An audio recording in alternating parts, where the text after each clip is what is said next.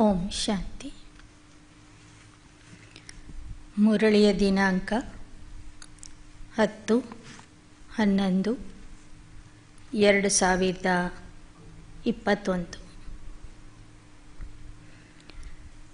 मीठे बच्चे, भारत सभी का तीर्थ स्थान है, इसलिए सब धर्म वालों को भारत तीर्थ की महिमा सुनाओ, सबको ಸಂದೇಶ दो.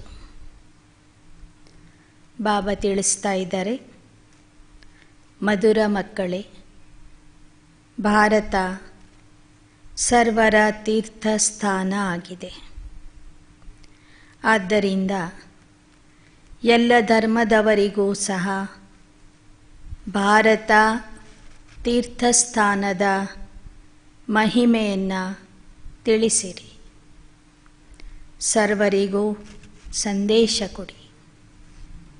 प्रश्न: किस पुरुषार्थ से तुम्हारी अंतमति सो गति होगी, निद्राजीत बन जाएंगे?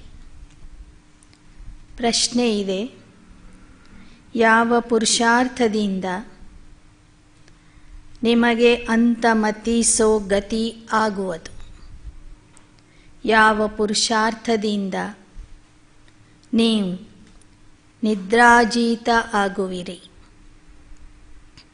उत्तर: रात को जब सोने जाते हो तो पहले बाप और वर्षे को याद करो, स्वदर्शन चक्र फिराते रहो. जब नींद आए तो सो जाओ, फिर अंतमति सो गति हो जाएगी. ರಾತ್ರಿ ಮಲಗಲಿಕ್ಕೆ ಹೋಗುವಾಗ ತಂದೆ ಮತ್ತು ಆಸ್ತಿಯನ್ನು ನೆನಪು ಮಾಡಿರಿ, ಸ್ವದರ್ಶನ ಚಕ್ರವನ್ನು ತಿರುಗಿಸ್ರಿ. ಸ್ವದರ್ಶನ ಚಕ್ರವನ್ನು ತಿರುಗಿಸ್ತಾ ಜ್ಞಾನದ ಬಗ್ಗೆ ಮನನ ಚಿಂತನೆ ಮಾಡ್ತಾ ನಿದ್ದೆ ಬಂದಾಗ ಮಲಗ್ರಿ.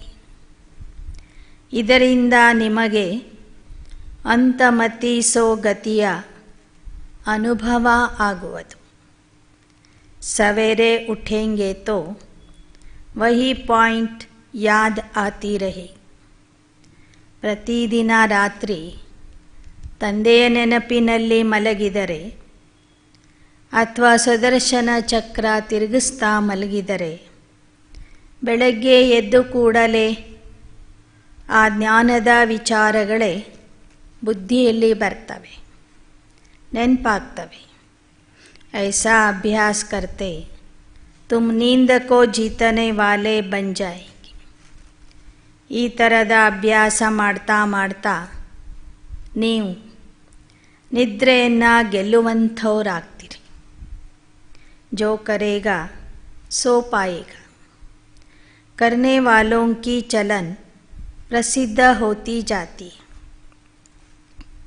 ಕರ್ಮದ ನಿಯಮ ಇದೆ, ಯಾರು ಮಾಡ್ತಾರೋ ಅವರು ಪಡ್ಕೋತಾರೆ. ಮಾಡುವಂಥವರ ಚಲನೆ ಬಹಳ ಪ್ರಸಿದ್ಧಿಯಾಗಿರ್ತದೆ. ಗೀತ್: ಜೋ ಪಿಯಾ ಕೆ ಸಾಥ್ ಹೇ ಉನ್ಕೆ ಲಿಯೇ ಬರಸಾತ್ ಹೇ. ಯಾರು ಪ್ರಿಯತಮನ ಜೊತೆಗಿರ್ತಾರೆ, ಪರಮಾತ್ಮ ಪ್ರಿಯತಮನ ಜೊತೆಗಿರ್ತಾರೆ, ಅವರ ಮೇಲೆ ಜ್ಞಾನದ ಮಳೆ ಸತತವಾಗಿ ಸುರಿತಾ ಇರ್ತದೆ. ಓಂ ಶಾಂತಿ. जो पिया के साथ है, अब दुनिया में बाप तो बहुत है, परंतु उन सब का बाप रचयिता एक ही, वही ज्ञान का सागर है. ಪ್ರಪಂಚದಲ್ಲಿ ಅನೇಕ ಜನ ತಂದೆಗಳು ಇದ್ದಾರೆ, ಆದರೆ ಎಲ್ಲ ತಂದೆಗಳ ತಂದೆ ಸೃಷ್ಟಿಯ ರಚಯಿತ ಒಬ್ಬನೇ ಆಗಿದ್ದಾನೆ. ಅವನೇ ಜ್ಞಾನ ಸಾಗರ. ज्ञान से ही सद्गति होती. सद्गति भी मनुष्य की तब होती है जब सत्ययुग की स्थापना होती, ಆ ಜ್ಞಾನದಿಂದಲೇ ಸದ್ಗತಿ ದೊರೆಯುತ್ತದೆ. ಮನುಷ್ಯನಿಗೆ ಸದ್ಗತಿ ಸಿಗುವುದು ಸತ್ಯಯುಗದಲ್ಲಿ. बाबा को ही कहा जाता सद्गति दाता. जब संगम का समय हो तब तो ज्ञान सागर आकर सद्गति में ले जाएगी. ಪರಮಾತ್ಮನಿಗೆ ಸದ್ಗತಿ ದಾತ ಅಂತ ಹೇಳಲಾಗ್ತದೆ. ಯಾವಾಗ ಸಂಗಮ ಯುಗ ಬರ್ತದೋ ಆ ಸಂಗಮದ ಸಮಯದಲ್ಲಿ ಪರಮಾತ್ಮ ಬಂದು ಆತ್ಮರನ್ನು ಸದ್ಗತಿಗೆ ಕರ್ಕೊಂಡು ಹೋಗ್ತಾರೆ. ಇಸ್ ಸಮಯ ದುರ್ಗತಿ ತೋ ಸಬ್ಕಿ. ಈ ಸಮಯದಲ್ಲಿ ಎಲ್ಲರೂ ದುರ್ಗತಿಯಲ್ಲಿ ಇದ್ದಾರೆ. दुर्गति भी एक जैसी नहीं होती. सबसे प्राचीन भारत है. भारतवासियों के ही 84 जन्म गाए हुए. ಹೇಗೆ ಸದ್ಗತಿಯಲ್ಲಿ ಅನೇಕ ಸ್ಥಾನಮಾನಗಳು ಇವೆ, ನಂಬರ್ವಾರ್ ಸದ್ಗತಿ ಸಿಗ್ತದೆ, ಹಾಗೆ ದುರ್ಗತಿಯಲ್ಲಿ ಇರೋರು ಸಹ ಎಲ್ಲರೂ ಒಂದೇ ಸಮಾನವಾಗಿ ದುರ್ಗತಿಯಲ್ಲಿ ಇಲ್ಲ, ನಂಬರ್ ವಾರ್ ಇದ್ದಾರೆ. ಎಲ್ಲ ದೇಶಗಳಲ್ಲಿ ಪ್ರಾಚೀನ ದೇಶ ಭಾರತ ದೇಶ ಆಗಿದೆ. ಭಾರತವಾಸಿಗಳೇ 84 ಜನ್ಮಗಳಲ್ಲಿ ಬರ್ತಾರೆ. जरूर पहले मनुष्य होंगे, वही 84 जन्मों के लायक होंगे. देवताओं के 84 जन्म तो ब्राह्मणों के भी 84 जन्म. ಮುಖ್ಯ ಕೋ ಹಿ ಉಠಾಯ ಜಾತಾ ಹೈ. ಬಾಬಾ ಹೇಳ್ತಾರೆ, ದೇವತೆಗಳ 84 ಜನ್ಮಗಳು ಅಂತ ಹೇಳಿದರೂ ಒಂದೇ, ಬ್ರಾಹ್ಮಣರ 84 ಜನ್ಮಗಳು ಅಂತ ಹೇಳಿದರೂ ಒಂದೇ. बाप ब्रह्मा द्वारा नई सृष्टि रचने के लिए पहले पहले सूक्ष्म लोक रचते, फिर नई सृष्टि की स्थापना होती. ಬ್ರಹ್ಮಾರವರ ಮೂಲಕ ಹೊಸ ಸೃಷ್ಟಿಯ ರಚನೆ ಮಾಡುವಾಗ ಮೊದಲು ಶಿವಬಾಬಾ ಪರಮಧಾಮದಿಂದ ಸಾಕಾರ ಲೋಕಕ್ಕೆ ಬರುವಾಗ ಸೂಕ್ಷ್ಮ ಲೋಕದ ರಚನೆ ಮಾಡ್ತಾರೆ. त्रिलोकी नाथ एक बाप है, बाकी उनके बच्चे भी अपने को त्रिलोकी नाथ कह सकते. यहाँ तो बहुत मनुष्यों ने नाम भी रखवा दिए हैं त्रिलोकी नाथ. डबल देवताओं के भी नाम रखवाए हैं, गौरी शंकर, राधे श्याम.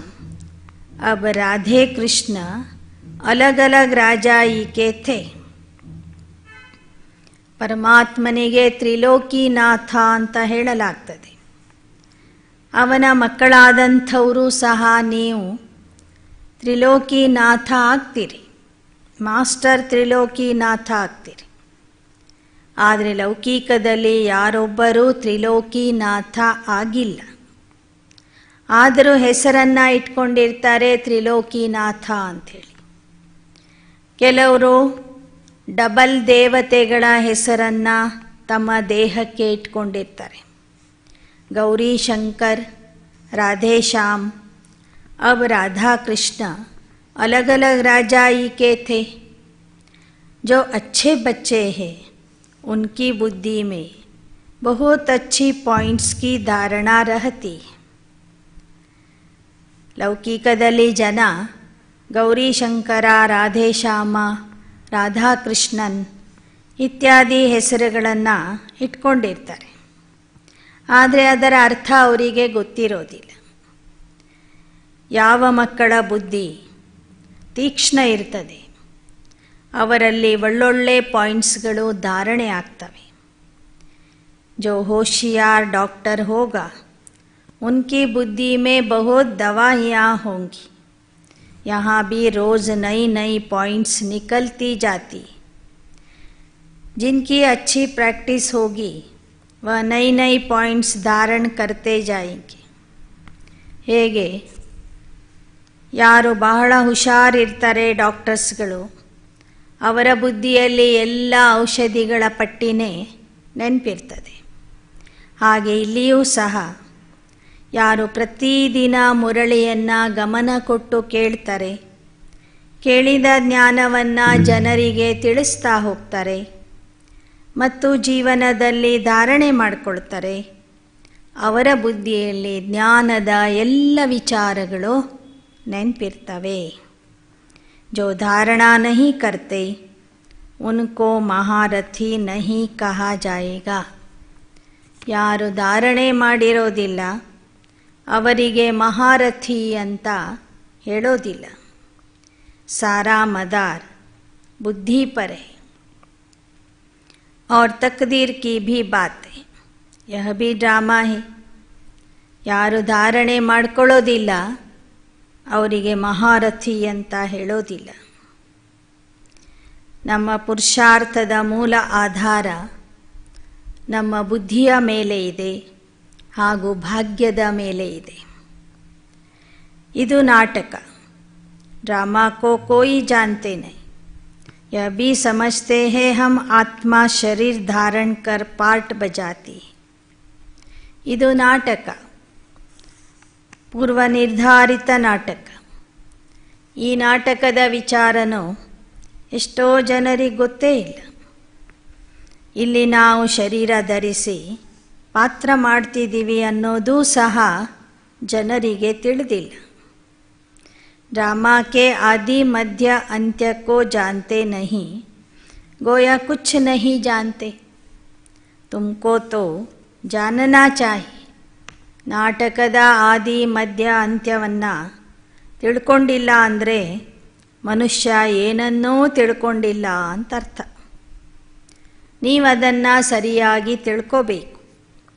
बच्चों का तो फर्ज है औरों को बाप का परिचय देना, सारी दुनिया को बताना. कोई ऐसा न कहे कि हमको तो मालूम ही नहीं था. ಮಕ್ಕಳ ಕರ್ತವ್ಯ ಆಗಿದೆ ಎಲ್ಲರಿಗೂ ತಂದೆಯ ಪರಿಚಯ ಕೊಡುವುದು, ಇಡೀ ಜಗತ್ತಿಗೆ ತಂದೆಯ ಪರಿಚಯ ಕೊಡುವುದು. ನಾಳೆ ಯಾರೂ ಸಹ ನಮಗೆ ಗೊತ್ತಿರಲಿಲ್ಲ ಅಂತ ಹೇಳಬಾರದು. फॉरेन से भी बहुत आने वाले, उन सब का प्रबंध करेंगे बॉम्बे में. वह लोग तो समर्थ भी है. ಮುಂದೆ ವಿದೇಶದಿಂದನೂ ಜನ ಬರೋರಿದ್ದಾರೆ ಜ್ಞಾನ ಕೇಳಲಿಕ್ಕೆ.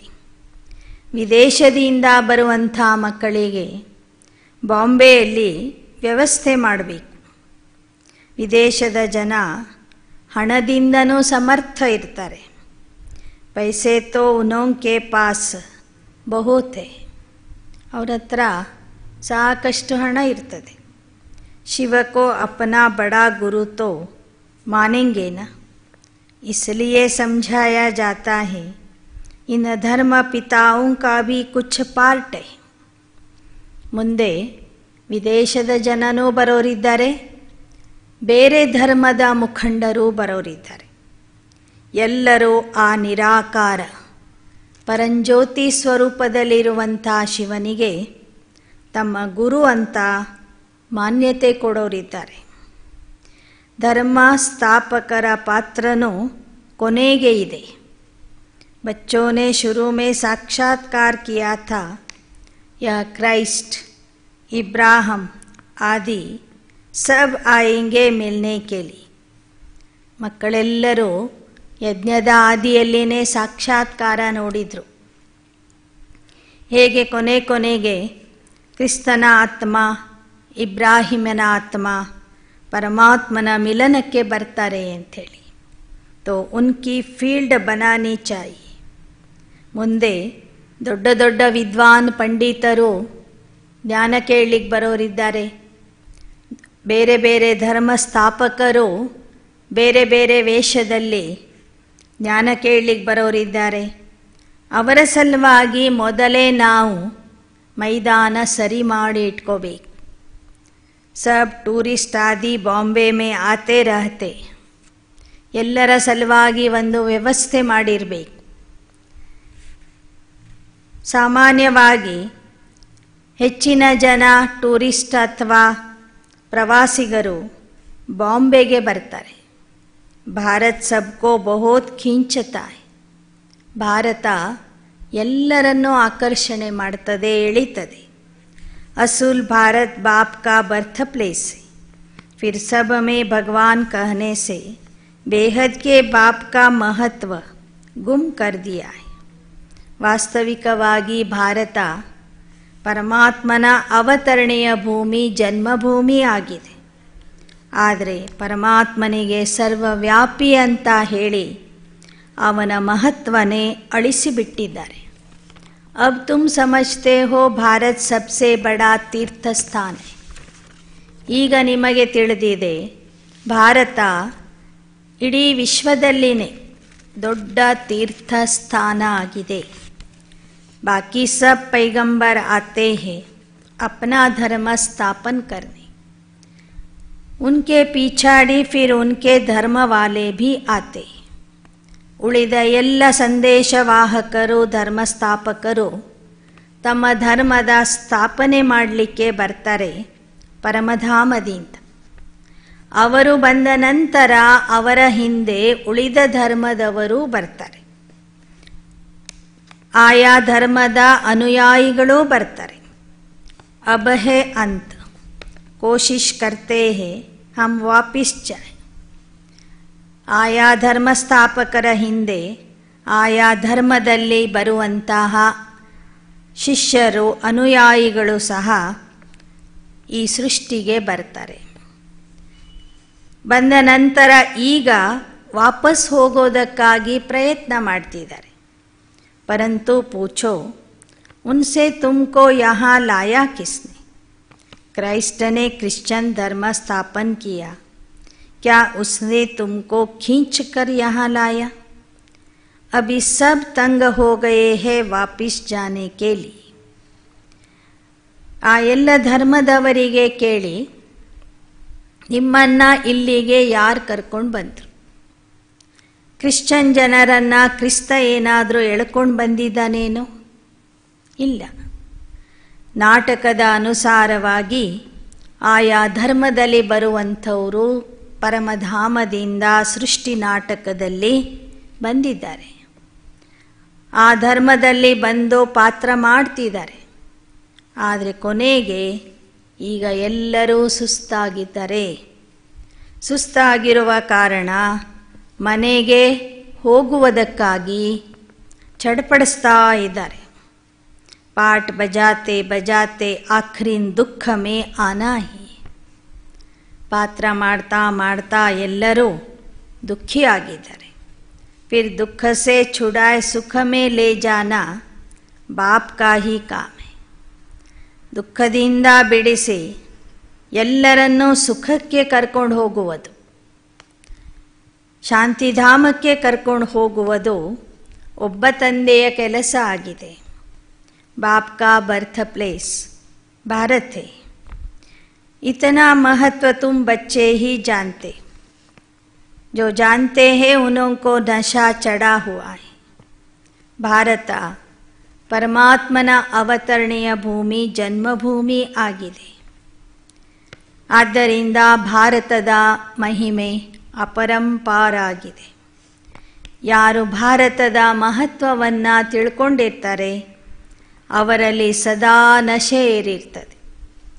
ಕಲ್ಪ ಕಲ್ಪ ಭಾರತ್ ಮೇ ಬಾಬಾ ಆತೆ, ಯಾ ಸಬ್ಕೋ ಬತಾನಾ ಹೇ, ನಿಮಂತ್ರಣ ದೇನಾ ಹೈ. ಕಲ್ಪ ಕಲ್ಪಕ್ಕೂ ಭಾರತದಲ್ಲಿಯೇ ಪರಮಾತ್ಮ ಬರ್ತಾನೆ ಎಂಬ ವಿಚಾರ ಎಲ್ಲರಿಗೂ ತಿಳಿಸ್ರಿ ಮತ್ತು ತಂದೆಯ ಹತ್ತಿರ ಬರಲಿಕ್ಕೆ ನಿಮಂತ್ರಣ ಕೊಡಿ.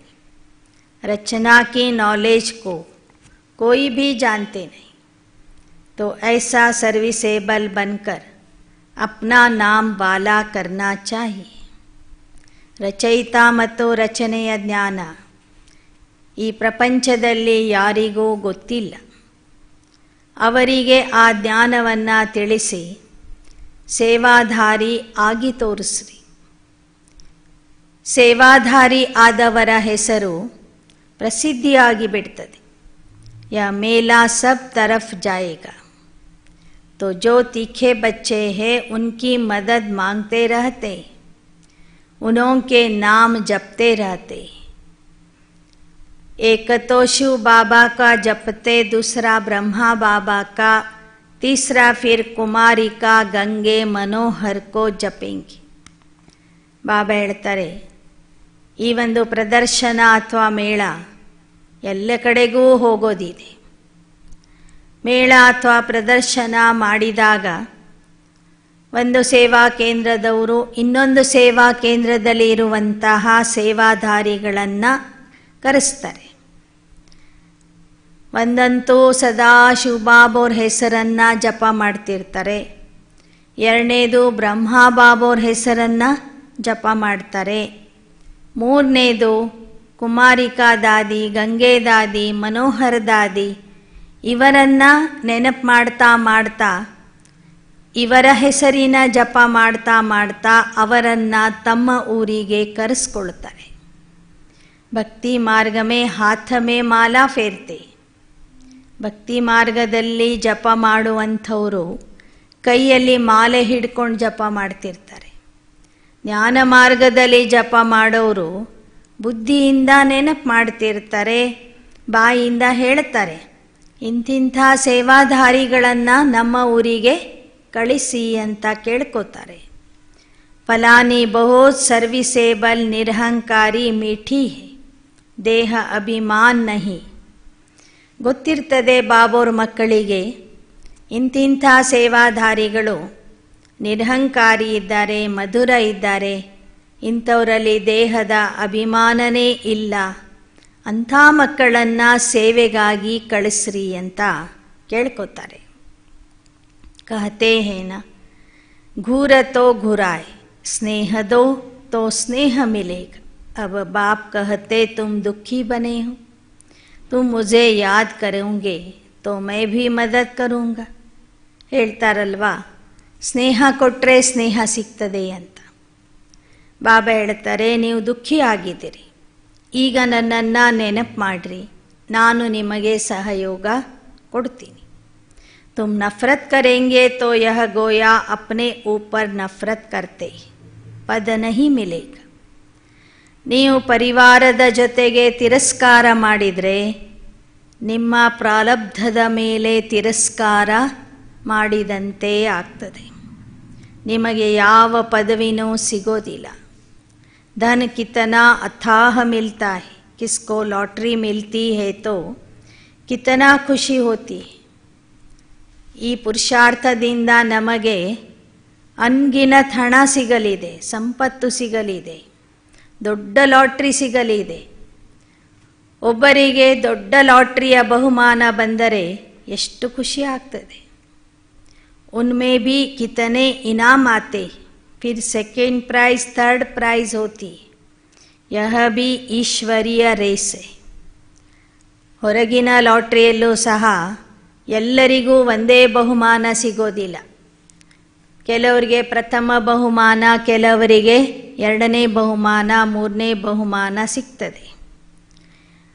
ಹಾಗೆ ಇಲ್ಲಿಯೂ ಸಹ ಈ ಶಿಕ್ಷಣದ ಸ್ಪರ್ಧೆಯಲ್ಲಿ ಕೆಲವರು ನಂಬರ್ 1 ಬರ್ತಾರೆ, ಕೆಲವರು ಎರಡನೇ ದರ್ಜೆಯಲ್ಲಿ ಬರ್ತಾರೆ, ಕೆಲವರು ಮೂರನೇ ದರ್ಜೆಯಲ್ಲಿ ಬರ್ತಾರೆ. ಯಹ ಈಶ್ವರೀಯ ರೇಸ್ है, ज्ञान और योग की रेस है. जो उनमें तीखे जाएंगे वही गले का हार बनेंगे और तख्त पर नजदीक बैठेंगे. ಇದು ಸಹ ಒಂದು ಸ್ಪರ್ಧೆ ಆಗಿದೆ, ಒಂದು ರೇಸ್ ಆಗಿದೆ, ಈಶ್ವರೀಯ ರೇಸ್ ಆಗಿದೆ. ಜ್ಞಾನಯೋಗದ ಶಕ್ತಿಯಿಂದ ನಾವೆಲ್ಲ ಕುದುರೆಗಳು ಓಡ್ತಾ ಇದ್ದೇವೆ. ಯಾರು ಮುಂದೆ ಮುಂದೆ ಓಡ್ತಾರೋ ಅವರು ಪರಮಾತ್ಮನ ಕೊರಳಿನ ಹಾರದಲ್ಲಿ ಬರ್ತಾರೆ ಮತ್ತು ಭವಿಷ್ಯದಲ್ಲಿ ಸಿಂಹಾಸನ ಅಧಿಕಾರಿ ಆಗ್ತಾರೆ. तुम सब हो कर्मयोगी, अपने घर को भी संभालो. क्लास में 1 घंटा पढ़ना है, फिर घर में जाकर रिवाइज करना है. ನೀವೆಲ್ಲರೂ ಕರ್ಮಯೋಗಿಗಳು, ನಿಮ್ಮ ಮನೆಯ ಸಂಭಾಲನೆಯೂ ಮಾಡಬೇಕು. ಕ್ಲಾಸಿಗೆ ಬಂದು 1 ಗಂಟೆ ಓದಿ ಬುದ್ಧಿಯಲ್ಲಿ ಅದನ್ನು ತುಂಬಿಕೊಂಡು ಹೋಗಿ ಮನೆಗೆ ಹೋದಾಗ ಅದನ್ನು ರಿವೈಸ್ ಮಾಡಬೇಕು, ಅದರ ಬಗ್ಗೆ ಮನನ ಚಿಂತನೆ ಮಾಡಬೇಕು. ಅದು ಬಾಬಾ ನಿಮಗೆ ಕೊಡುವ ಹೋಮ್ ವರ್ಕ್ ಆಗಿದೆ. ಸ್ಕೂಲ್ में भी ऐसे करते हैं ना, पढ़कर फिर घर में जाकर रिवाइज करते. बाप कहते एक घड़ी आधी घड़ी दिन में 8 घड़ी होती. ಬೆಳಗ್ಗೆ ಬೆಳಗ್ಗೆ ಕ್ಲಾಸಲ್ಲಿ ಕೇಳಿದ್ದನ್ನು ಇಡೀ ದಿನ ನೀವು ರಿವೈಸ್ ಮಾಡ್ತಾ ಇರಬೇಕು, ಮೆಲಕ್ಕೆ ಹಾಕಬೇಕು. 1 ಗಂಟೆ ಅರ್ಧ ಗಂಟೆ ಆದರೂ ಬಂದು ಇಲ್ಲಿ ಆ ಮುರಳಿಯನ್ನು ಕೇಳಬೇಕು. ಇಡೀ ದಿನದಲ್ಲಿ 8 ಪ್ರಹರ ಅಂತ ಹೇಳ್ತಾರೆ. उनमें भी बाप कहते एक घड़ी आधी घड़ी 15-20 मिनट भी क्लास में पढ़कर धारणा कर फिर धंधे धोरी में चक्र लगाओ. ಬಾಬಾ ಹೇಳ್ತಾರೆ 1 ಗಂಟೆ ಸಾಧ್ಯ ಆಗದೆ ಇದ್ದಾಗ ಅರ್ಧ ಗಂಟೆ 20 ನಿಮಿಷ ಆದರೂ ಬಂದು ಮುರಳಿಯನ್ನು ಕೇಳ್ರಿ, ಧಾರಣೆ ಮಾಡಿಕೊಳ್ಳ್ರಿ. ನಂತರ ನಿಮ್ಮ ಉದ್ಯೋಗ ವ್ಯಾಪಾರದಲ್ಲಿ ಇರುವಾಗ ಆಗಾಗ ಮಧ್ಯ ಬಾಬೋರ್ನ ನೆನಪು ಮಾಡ್ತಾ ಬೆಳಗ್ಗಿನ ಪಾಯಿಂಟ್ಸ್ಗಳನ್ನು ಮತ್ತೆ ನೆನಪು ಮಾಡಿಕೊಳ್ಳ್ರಿ.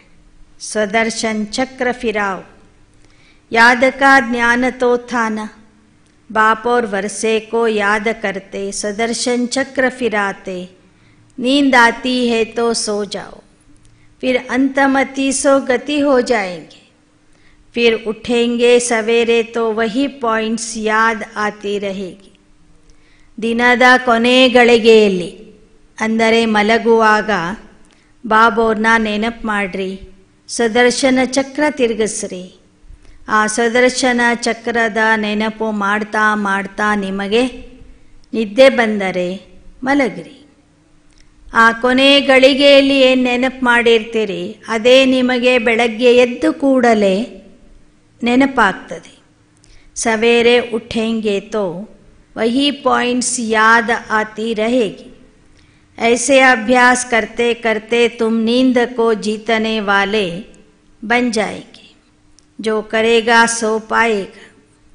ಈ ಥರದ ಅಭ್ಯಾಸ ಮಾಡ್ತಾ ಮಾಡ್ತಾ ನೀವು ನಿದ್ರಾ ಜೀತ ಆಗಿಬಿಡುವಿರಿ.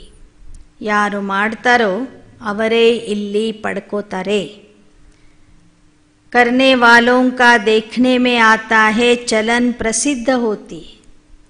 ಯಾರು ಇಲ್ಲಿ ಹೆಚ್ಚಿನ ಪುರುಷಾರ್ಥ ಮಾಡ್ತಾರೆ ಅವರ ಪುರುಷಾರ್ಥ ಅವರ ವರ್ತನೆಯಿಂದ ಚಲನೆಯಿಂದನೇ ಗೊತ್ತಾಗ್ತದೆ. देखा जाता है यह विचार सागर मंथन करते हैं, धारणा करते हैं. कोई लोभ आदि तो नहीं है. यह शरीर पुराना है, इनका भी बहुत ख्याल नहीं करना. यह ठीक भी तब रहेगा जब ಜ್ಞಾನ ಯೋಗ ಕಿ ಪೂರಿ ಧಾರಣಾ ಹೋಗಿ. ಬಾಬಾ ಹೇಳ್ತಾರೆ ವಿಚಾರ ಸಾಗರ ಮಂಥನ ಮಾಡ್ರಿ, ಜ್ಞಾನದ ಪಾಯಿಂಟ್ಸ್ಗಳನ್ನು ಧಾರಣೆ ಮಾಡಿಕೊಳ್ಳಿ. ನಿಮ್ಮಲ್ಲಿ ಯಾವುದೇ ರೀತಿಯ ಲೋಭ ಇರಬಾರ್ದು, ಶರೀರದ ಮೇಲೆ ಆಕರ್ಷಣೆ ಇರಬಾರ್ದು. ಇದು ಹಳೇ ಶರೀರ, ಇದರ ಬಗ್ಗೆನೂ ಬಹಳ ವಿಚಾರ ಮಾಡಬೇಡ್ರಿ. ಜ್ಞಾನಯೋಗದ ಪೂರ್ಣ ಧಾರಣೆ ಇತ್ತು ಅಂದರೆ ಈ ದೇಹನೂ ಸರಿ ಇರ್ತದೆ ಅಂತ ಹೇಳ್ತಾರೆ ಬಾಬಾ. ಧಾರಣಾ ನಹಿ ಹೋಗಿ ತೋ ಶರೀರ್ ಔರ್ ಸಡ್ತಾ ಜಾಯೇಗಾ. ನಿಮ್ಮಲ್ಲಿ ಧಾರಣೆ ಇಲ್ಲದಿದ್ದರೆ ದೇಹ ಇನ್ನೂ ಕೊಳಿತಾ ಹೋಗ್ತದೆ. ಸಡ್ತೆ ಸಡ್ತೆ ಬಿಲ್ಕುಲ್ ಹಿ ಕಬ್ರ ದಾಖಿಲ್ ಹೋ ಜಾಯೇಗಾ. ಧಾರಣೆ ಇಲ್ಲದೇನೆ ನೀವು ಹಾಗೆ ಪುರುಷಾರ್ಥ ಮಾಡ್ತಾ ಇದ್ರೆ, ಸುಮ್ಮನೆ ಕೇಳಲಿಕ್ಕೆ ನೋಡಲಿಕ್ಕೆ ಮಾಡ್ತಾ ಇದ್ರೆ ಶರೀರ ಕೊಳಿತಾ ಕೊಳಿತಾ ಸ್ಮಶಾನಕ್ಕೆ ಹೋಗಿಬಿಡ್ತದೆ, ಸ್ಮಶಾನ ಸಮಾನ ಆಗಿಬಿಡ್ತದೆ. ನಯಾ ಶರೀರ್ ಫಿರ್ ಭವಿಷ್ಯ ಮೇ ಮಿಲ್ನಾ ಹೈ. ಮತ್ತೆ ನಿಮಗೆ ಹೊಸ ಶರೀರ ಸಿಗುವುದು ಭವಿಷ್ಯದಲ್ಲಿ. ಆತ್ಮ ಕೋ ಪವಿತ್ರ ಬನಾನಾ ಹೈ, ಯಹ ತೋ ಪುರಾಣ ಮೂತ ಪಲೀತಿ ಶರೀರ ಹೈ. ಇಲ್ಲಿ ನಾವು ಪುರುಷಾರ್ಥ ಮಾಡ್ತಿರೋದು ಆತ್ಮನನ್ನು ಪವಿತ್ರ ಮಾಡಲಿಕ್ಕಾಗಿ. ಈ ದೇಹ ಅಂತೂ ಕೊಳಕಾದ ದೇಹ ಆಗಿದೆ. ಪತಿತ ದೇಹ ಆಗಿದೆ. ಇನ್ಕೋ ಕಿತ್ನಾ ಭಿ ಪೌಡರ್ ಲಗಾओ ತೋ ಭಿ ವರ್ತ್ ನಾಟ್ ಎ ಪೆನಿ.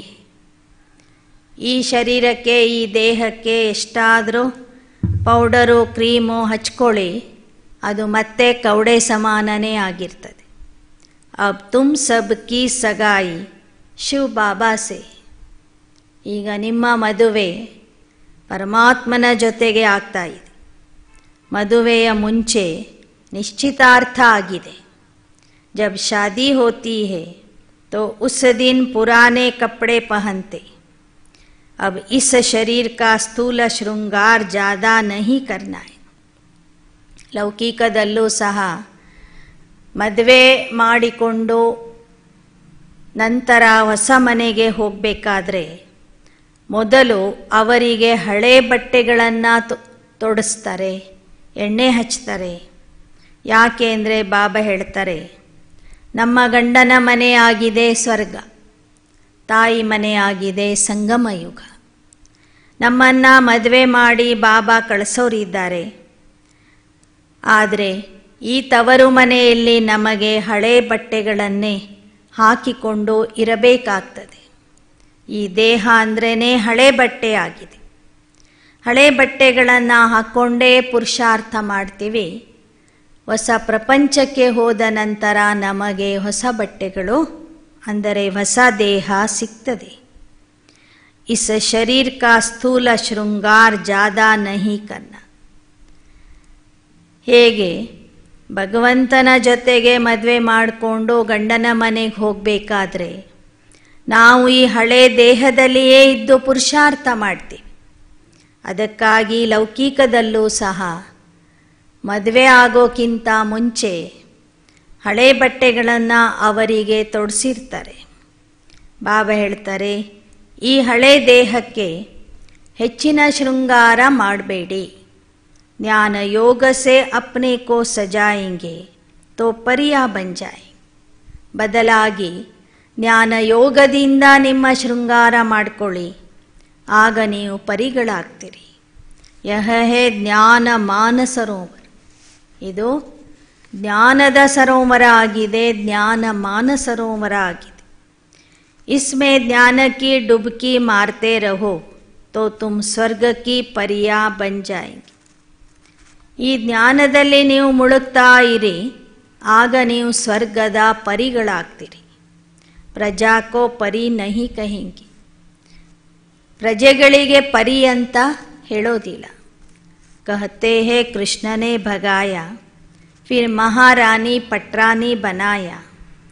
ऐसे तो नहीं कहेंगे, भगाकर प्रजा में चंडाल बनाया.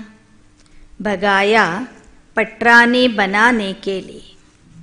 ಗಾಯನ ಇದೆ, ಕೃಷ್ಣ ಅನೇಕ ರಾಜಕುಮಾರಿಯರನ್ನು ಓಡಿಸ್ಕೊಂಡು ಹೋಗ್ತಾನೆ, ಅವರನ್ನು ತನ್ನ ಮಹಾರಾಣಿ ಪಟ್ಟದ ರಾಣಿಯರನ್ನಾಗಿ ಮಾಡ್ಕೋತಾನೆ ಅಂತ ಕಥೆ ಇದೆ. ಬಾಬಾ ಹೇಳ್ತಾರೆ, ಶುಭಾವನೆ ನಿರಾಕಾರ ಕೃಷ್ಣ ನಮ್ಮನ್ನು ಓಡಿಸ್ಕೊಂಡು ಬಂದಿದ್ದಾನೆ. ಯಾರು ಅವನ ಕಡೆಗೆ ಆಕರ್ಷಣೆಯಾಗಿ ಓಡಿ ಬಂದಿದ್ದಾರೆಯೋ ಅಂತಹ ಮಕ್ಕಳಿಗೆ ಬಾಬಾ ತಮ್ಮ ಮಹಾರಾಣಿ ಪಟ್ಟದ ರಾಣಿಯರನ್ನಾಗಿ ಸಂಗಮ ಯುಗದಲ್ಲಿ ಮಾಡಿಕೊಳ್ತಾನೆ. ಅವರೇ ಸತ್ಯಯುಗದಲ್ಲಿ ಮಹಾರಾಜ ಮಹಾರಾಣಿಯ ಪದವಿಗೆ ಅರ್ಹರಾಗ್ತಾರೆ. ಪರಮಾತ್ಮ ಯಾರನ್ನ ಓಡಿಸ್ಕೊಂಡು ಬರ್ತಾನೆ ಮತ್ತು ಪರಮಾತ್ಮನ ಕರೆಗೆ ಯಾರು ಓಡಿ ಬರ್ತಾರೆ ಅವರು ಮಹಾರಾಣಿಯ ಪದವಿ ಪಡ್ಕೋತಾರೆ ವಿನಃ ಪ್ರಜೆಗಳಲ್ಲಿ ಬರೋದಿಲ್ಲ ಅಥವಾ ಚಂಡಾಳರು ಆಗೋದಿಲ್ಲ. ಅವನು ಕರೆದ್ರೂ ಯಾರು ಬರೋದಿಲ್ಲ, ಕೊನೆಗೆ ಬರ್ತಾರೆ, ಅವರು ಪ್ರಜಾ ಪದವಿಗೆ ಅರ್ಹರಾಗ್ತಾರೆ. ಅವನು ಕರೆದು ಕೂಡಲೇ ಯಾರು ಅವನ ಕೈ ಹಿಡಿದು ಬಂದ್ಬಿಡ್ತಾರೆ ಅವರೆಲ್ಲರೂ ಪಟ್ಟದ ರಾಣಿಯರಾಗ್ತಾರೆ. ತುಮಕೋ ಭಿ ಐಸಾ ಪುರುಷಾರ್ಥ ಕರ್ನಾ ಚಾಹಿಯೆ, ಐಸೆ ನಹಿ ಜೋ ಮಿಲಾ ಸೋ ಮಿಲಾ, ಯಹ ಹೇ ಪಾಠಶಾಲಾ. ನೀವು ಓಡಿ ಬಂದಿರುವುದು ಮಹಾರಾಣಿ ಆಗಲಿಕ್ಕೆ ವಿನಃ ಸೇವಕ ದಾಸದಾಸಿ ಆಗಲಿಕ್ಕೆ ಅಲ್ಲ. ಆದ್ದರಿಂದ ಅಂತಹ ಪುರುಷಾರ್ಥ ನೀವು ಮಾಡಬೇಕು. ಸಿಕ್ಕಿದ್ದೇ ಶಿವ ಅಂತ ಅನ್ನಬಾರದು. ಹೆಚ್ಚಿನ ಪದವಿಗಾಗಿ, ದೊಡ್ಡ ಪದವಿಗಾಗಿ ಪುರುಷಾರ್ಥ ಮಾಡಬೇಕು. यह है पाठशाला, यहाँ मुख्य है पढ़ाई. गीता पाठशाला बहुत बनाते, बैठकर सुनाते हैं, गीता कंठ कराते. कोई एक श्लोक उठाकर फिर उस पर विस्तार से बैठ समझाते. कोई ऐसे ही पढ़ते, कोई एक श्लोक पर आधा पौना घंटा भाषण करते. उनसे फ़ायदा कुछ भी नहीं. ಬಾಬಾ ಹೇಳ್ತಾರೆ, ನಿಜವಾದ ಗೀತಾ ಪಾಠಶಾಲೆ ಇದಾಗಿದೆ. ಇಲ್ಲಿ ಪರಮಾತ್ಮನೇ ಸ್ವತಃ ಬಂದು ಸತ್ಯ ಗೀತಾ ಜ್ಞಾನ ಓದಿಸ್ತಾ ಇದ್ದಾನೆ.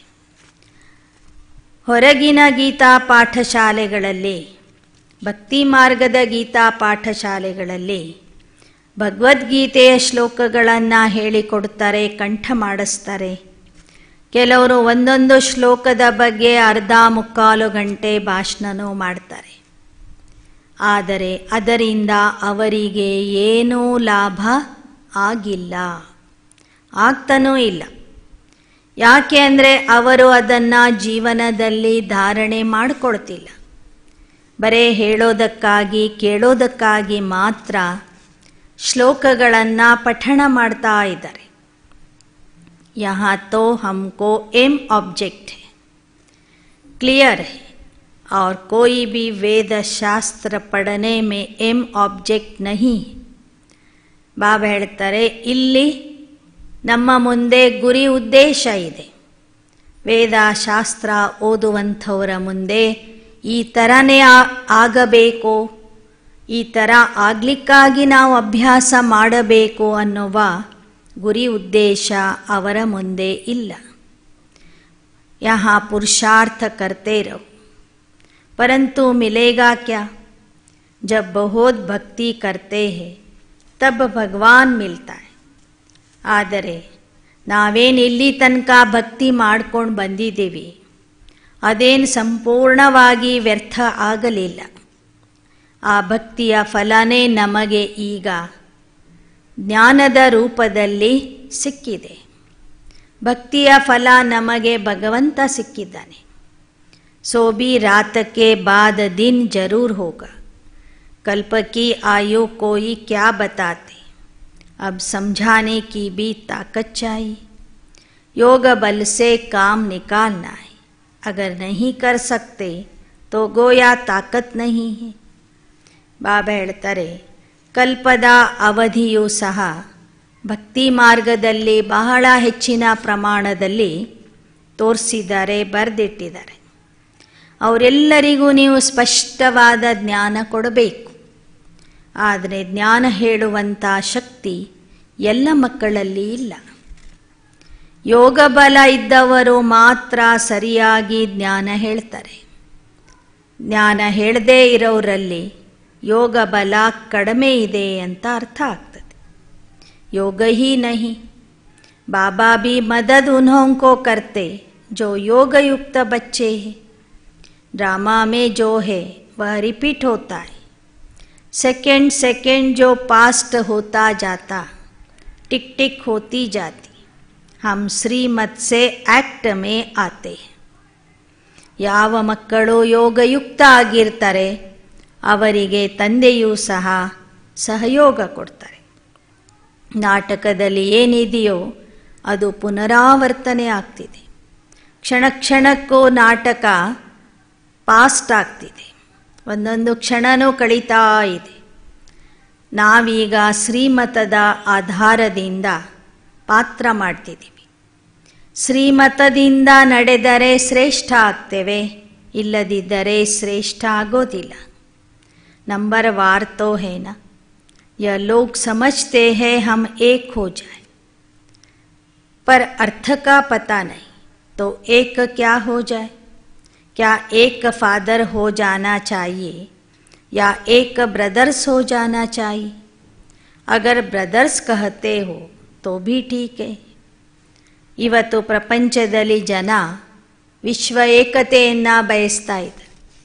ಎಲ್ಲರೂ ಒಂದಾಗಬೇಕು ಅಂತ ಆಸೆ ಪಡ್ತಾರೆ. ಒಂದಾಗೋದು ಯಾವಾಗ?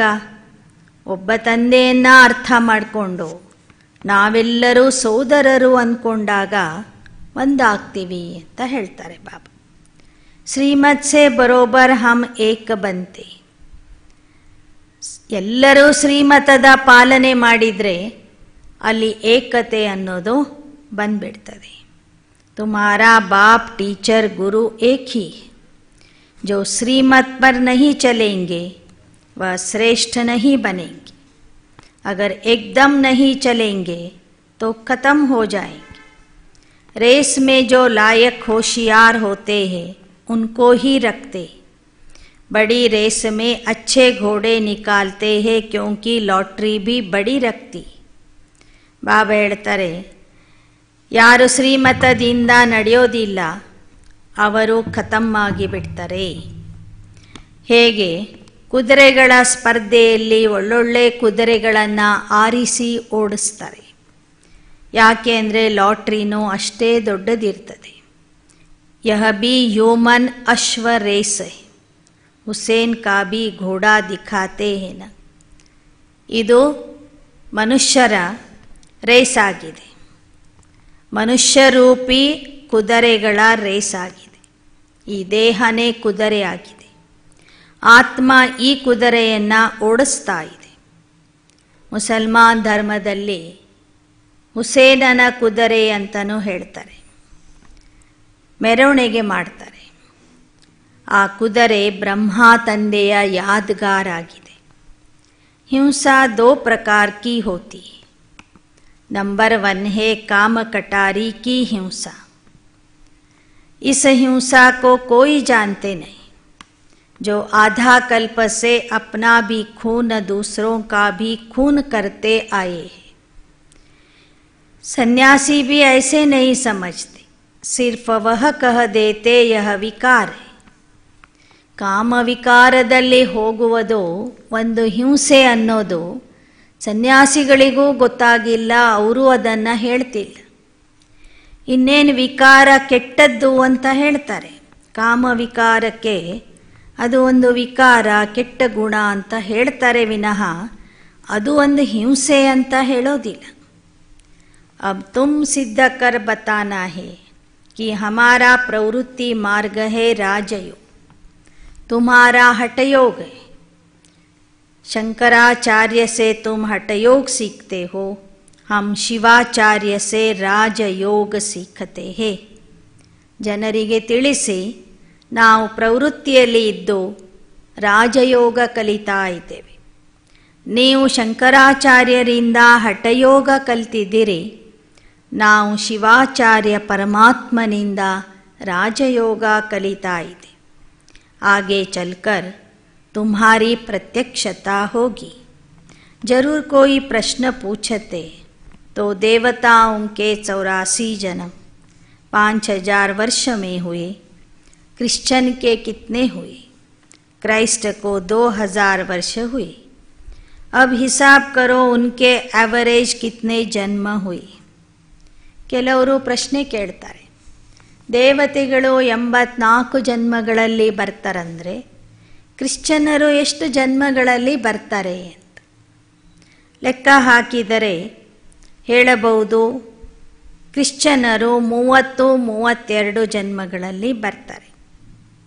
जो बहुत सुख देखते वह बहुत दुख भी देखते हैं, और धर्म वालों को कम सुख है कम दुख मिलता है.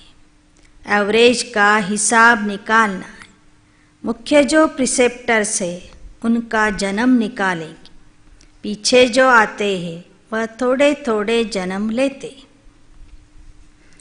ನೀವು ಮಕ್ಕಳು ಹೆಚ್ಚಿನ ಸುಖನೂ ನೋಡ್ತೀರಿ, ಹೆಚ್ಚಿನ ದುಃಖನೂ ನೋಡ್ತೀರಿ. ಇತರ ಧರ್ಮದವರು ಸುಖನೂ ಕಡಿಮೆ ಅನುಭವಿಸ್ತಾರೆ, ದುಃಖನೂ ಕಡಿಮೆ ಅನುಭವಿಸ್ತಾರೆ. ಹೀಗೆ ಪ್ರತಿಯೊಂದು ಧರ್ಮಸ್ಥಾಪಕರ ಲೆಕ್ಕವನ್ನು ನಾವು ಹೇಳಬಹುದು. ಧರ್ಮಸ್ಥಾಪಕರ ಜನ್ಮಗಳ ಸಂಖ್ಯೆ ಜಾಸ್ತಿ ಆಗ್ತದೆ, ಅವರ ಅನುಯಾಯಿಗಳ ಜನ್ಮಗಳ ಸಂಖ್ಯೆ ಕಡಿಮೆ ಆಗ್ತದೆ. बुद्ध का इब्राहिम का भी हिसाब किताब निकाल सकते, करके 1-2 जन्म का फर्क होगा। एक्यूरेट तो नहीं बना सकते, अबाउट में समझाते। यह सब बातें विचार सागर मंथन करने की। ಎಲ್ಲ ಧರ್ಮದವರ ಲೆಕ್ಕನೂ ನಾವು ತೆಗಿಬಹುದು, ಆದರೆ ಅಕ್ಯುರೇಟ್ ಇಷ್ಟೇ ಜನ್ಮಗಳು ಅಂತ ಹೇಳಲಿಕ್ಕೆ ಆಗೋದಿಲ್ಲ. ಅಂದಾಜಿನಲ್ಲಿ ಇಷ್ಟು ಜನ್ಮಗಳು ಅಂತ ಹೇಳಬಹುದು. ಹೀಗೆ ಬಾಬಾ ಹೇಳ್ತಾರೆ.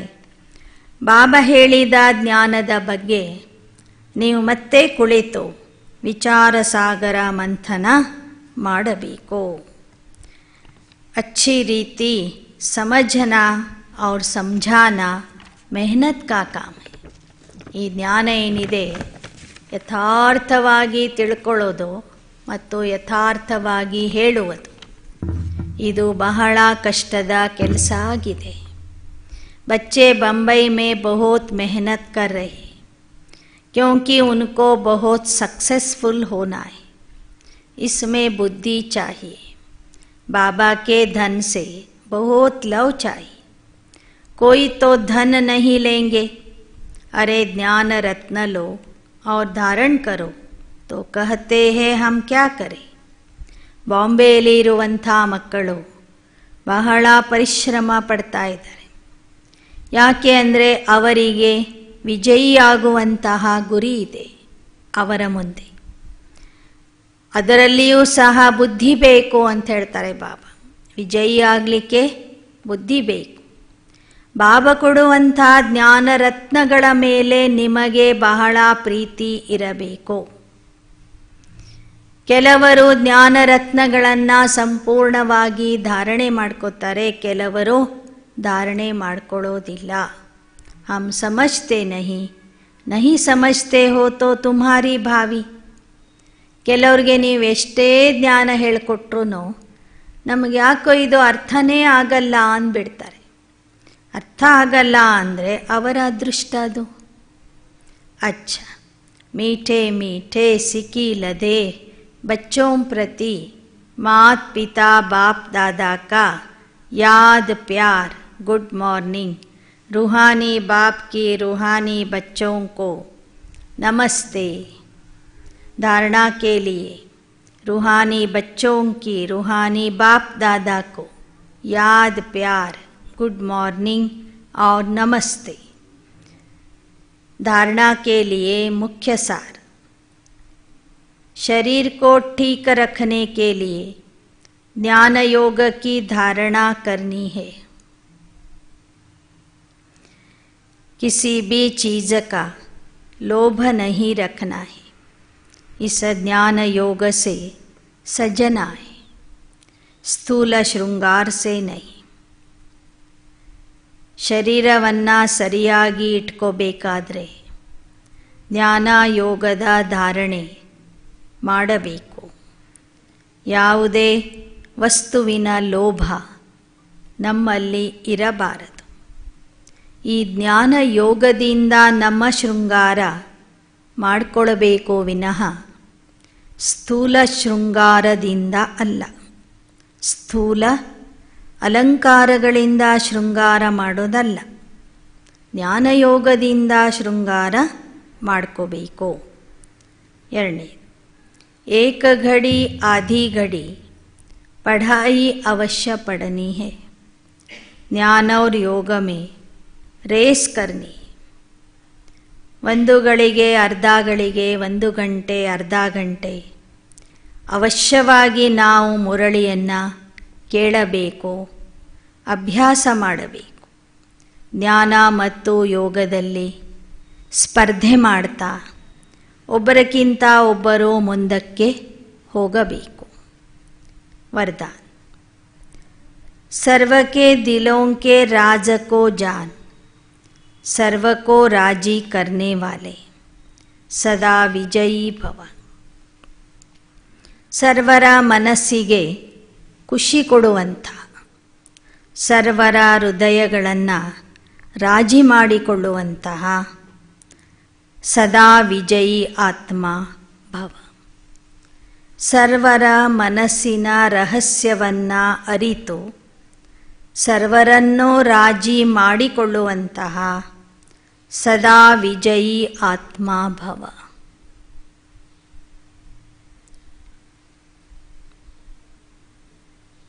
विजयी बनने के लिए हर एक के दिल के राज को जानना है।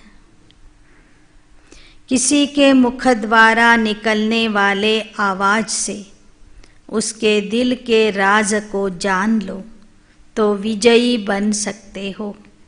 लेकिन दिल के राज को जानने के लिए ಅಂತರ್ಮುಖತಾ चाहिए। ವಿಜಯಿ ಆಗಬೇಕಾದರೆ ಪ್ರತಿಯೊಬ್ಬರ ಹೃದಯದ ರಹಸ್ಯವನ್ನು ತಿಳ್ಕೊಳ್ಳಿ।